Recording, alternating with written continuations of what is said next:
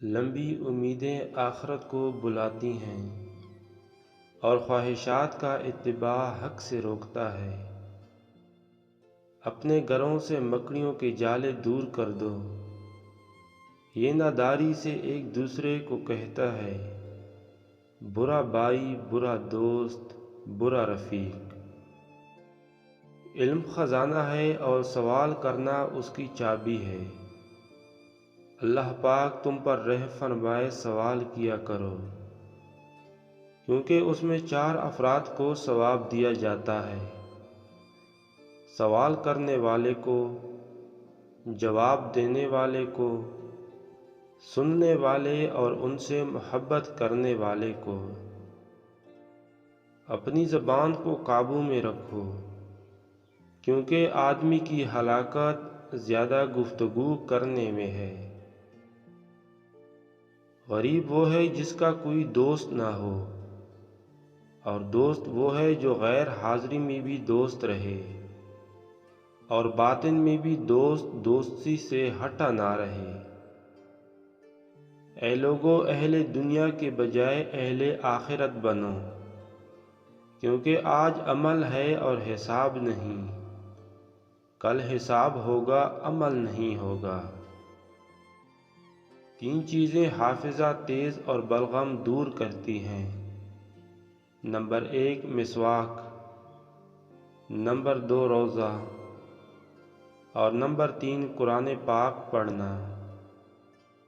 جو بغیر علم کے لوگوں کو فتویٰ دے، آسمان و زمین کے فرشتے اس پر لعنت کرتے ہیں۔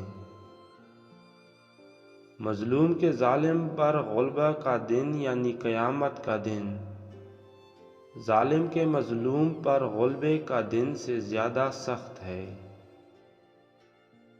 تھوڑی چیز دینے سے شرم نہ کرو، کیونکہ دینے سے محروم رہنا اس سے بھی تھوڑا ہے۔ اللہ پاک کی قسم، میں قرآن کریم کی ہر آیت کے بارے میں جانتا ہوں کہ وہ کب اور کہاں نازل ہوئی۔ بے شک میرے رب کریم نے مجھے بہت سمجھنے والا دل اور بہت سوال کرنے والی زبان عطا فرمائی ہے۔ بروز قیامت دنیا خوبصورت شکل میں آئے گی اور عرض کرے گی، اے میرے رب، مجھے اپنا کوئی ولی عطا فرما۔ اللہ پاک فرمائے گا، جا، تیری کوئی حقیقت نہیں اور نہ ہی میری بارگاہ میں کوئی مقام ہے کہ میں تجھے اپنا کوئی ولی عطا کروں۔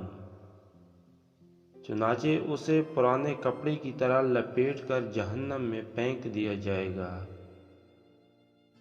جب تم کسی چیز کو حاصل کرنا چاہو تو پھر اس میں ایسے لگ جاؤ کہ بس ہر وقت اسے حاصل کرنے کی کوشش کرتے رہو۔ بے شک نعمت کا تعلق شکر کے ساتھ ہے، اور شکر کا تعلق نعمتوں کی زیادتی کے ساتھ ہے۔ یہ دونوں ایک دوسرے کو لازم ہیں، پس اللہ پاک کی طرف سے نعمتوں کی زیادتی اس وقت تک نہیں رکتی جب تک کہ بندے کی طرف سے شکر نہ رک جائے۔